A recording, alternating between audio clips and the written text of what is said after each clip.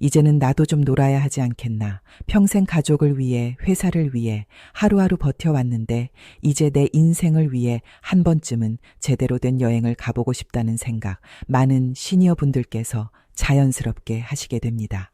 주변에서도 그런 이야기를 듣습니다. 노후에는 여행이 최고더라. 특히 해외여행은 움직일 수 있을 때 많이 다녀야 한다더라. TV에서는 시니어 부부가 웃으며 걷는 풍경이 계속 나오고 여행사 광고는 힐링, 휴식, 인생 여행이라는 말을 반복합니다. 그래서 마음이 움직입니다.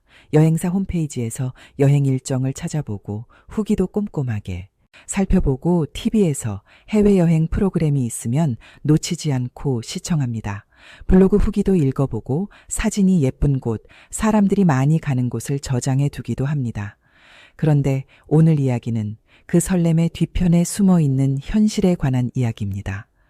최근 5년간 해외여행 중에 의료사고나 응급이송이 발생한 사례를 분석해 보면 그 절반 이상이 60세 이상 여행객에게서 발생했습니다.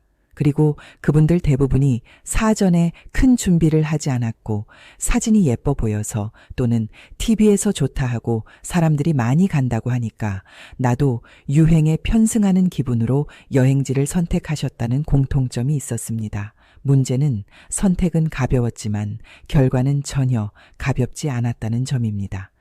예기치 않은 안전사고로 현지 병원에 입원하게 되고 언어가 통하지 않아 고립되고 보험이 적용되는 것도 한계가 있어 큰 비용을 부담하고 귀국 후에도 한 달 이상 회복 치료를 받아야 해서 정신적, 금전적, 육체적인 고통이 수반하는 사례들이 결코 드문 이야기가 아닙니다. 그래서 오늘은 시니어가 절대 가면 안 되는 해외여행지 8곳을 실제 사례와 함께 차분하게 말씀드리려고 합니다. 겁을 주기 위한 이야기가 아니라 여행을 더 오래, 더 건강하게 즐기기 위한 이야기입니다. 첫 번째로 말씀드릴 곳은 고지대 산악 지역입니다. 티베트, 네팔, 볼리비아, 그리고 페루의 쿠스코 같은 지역들이 여기에 해당합니다. 젊은 분들은 이런 말을 합니다. 공기가 맑고 하늘이 가깝고 사진이 정말 예쁘다고 말입니다. 하지만 해발 2,500m를 넘어가는 순간 우리 몸은 분명히 다른 반응을 보이기 시작합니다. 숨이 평소보다 가빠지고 머리가 무겁고 띵해지며 심장이 평소보다 빠르게 뛰기 시작합니다. 시니어들에게는 견디기 힘든 바로 고산병입니다. 의료 통계에 따르면 시니어 여행객의 약 40%가 이런 고산병 증상을 경험합니다. 문제는 이 증상이 단순한 불편으로 끝나지 않는다는 점입니다.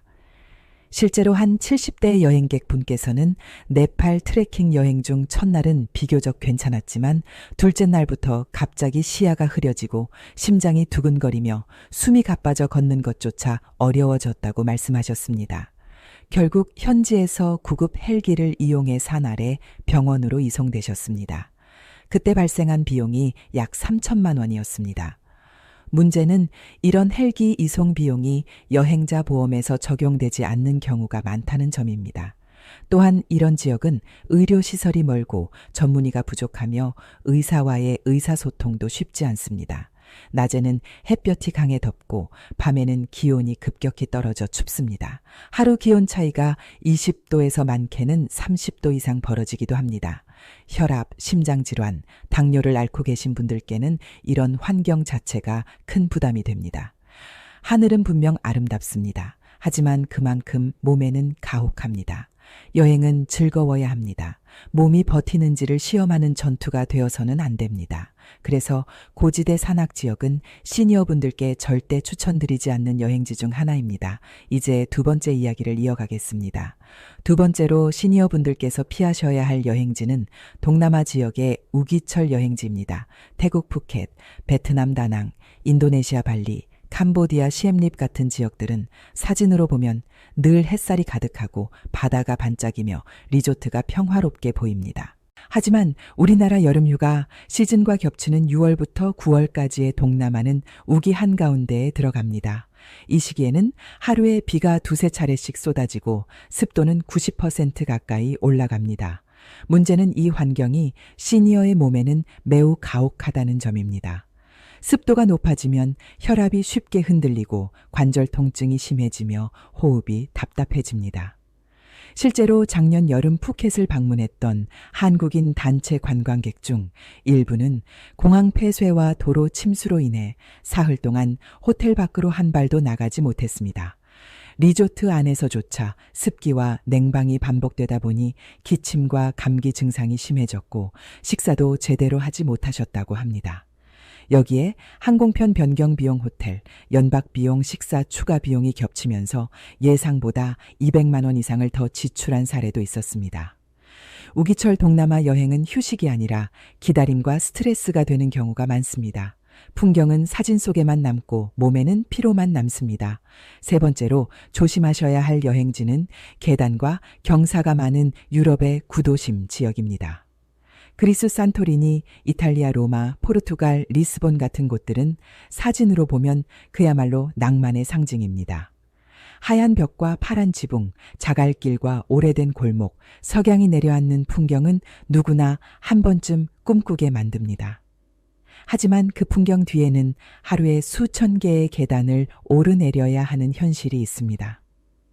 엘리베이터가 없는 숙소, 경사진 골목, 자갈로 된 바닥은 무릎과 허리에 큰 부담을 줍니다. 실제로 무릎 수술을 받은 70대 여성분께서 산토리니 여행 중 계단을 내려오다 미끄러져 인대 파열로 현지 병원에서 치료를 받으셨습니다. 보험이 적용되지 않아 치료비만 900만 원 이상이 나왔고 여행은 중단될 수밖에 없었습니다. 그분은 이렇게 말씀하셨습니다. 사진 속 산토리니는 천국이었지만 내가 걷고 있던 산토리니는 고통이었다고요. 유럽 구도심의 낭만은 체력이 있을 때 가능한 이야기입니다. 네 번째로 주의하셔야 할 곳은 극지방이나 사막 지역입니다. 아이슬란드, 노르웨이 북극권, 모로코, 이집트, 사하라 사막 같은 지역들은 자연의 위대함을 직접 느낄 수 있는 곳입니다. 하지만 하루 기온차가 극심하고 환경 변화가 빠르며 의료시설이 매우 제한적입니다. 추운 지역에서는 피부가 빠르게 얼어붙고 혈관이 수축되며 심장에 부담이 갑니다. 사막 지역에서는 탈수가 빠르게 진행되고 하루에 생수 5리터 이상을 마셔야 할 정도로 몸의 균형이 무너집니다. 응급 상황이 발생해도 병원까지 몇 시간씩 이동해야 하는 경우가 많습니다. 이런 지역은 여행이 아니라 생존에 가깝습니다. 다섯 번째는 의료 인프라가 부족한 오지 여행지입니다. 몽골, 카자흐스탄, 케냐, 탄자니아 같은 지역들은 다큐멘터리로 보면 낭만적입니다. 하지만 현실에서는 의료진이 부족하고 약이 제한적이며 언어 소통도 쉽지 않습니다. 한 시니어 여행객께서는 몽골에서 복통으로 병원을 찾았지만 의사와 의사소통이 되지 않아 잘못된 약을 처방받고 상태가 더 악화되었습니다. 병원까지 이동하는 데만 6시간이 걸렸다고 합니다. 아픈 순간 도움받을 수 없는 환경은 그 자체로 큰 공포가 됩니다. 여섯 번째는 언어 장벽이 심한 지역과 시차가 큰 장거리 여행지입니다. 러시아, 동유럽 일부 국가, 그리고 미주와 오세아니아 지역은 언어와 시차가 동시에 부담이 됩니다. 시차가 12시간 이상 벌어지면 약 복용 시간도 어긋나고 수면 리듬이 완전히 무너집니다. 실제로 호주 여행을 다녀온 한 분은 귀국 후 한 달 넘게 불면증 치료를 받으셨습니다. 여행은 몸이 편안해야 기억으로 남습니다. 시니어 여행에서 가장 중요한 기준은 풍경이 아니라 안정입니다. 몸이 편해야 마음도 여행을 합니다.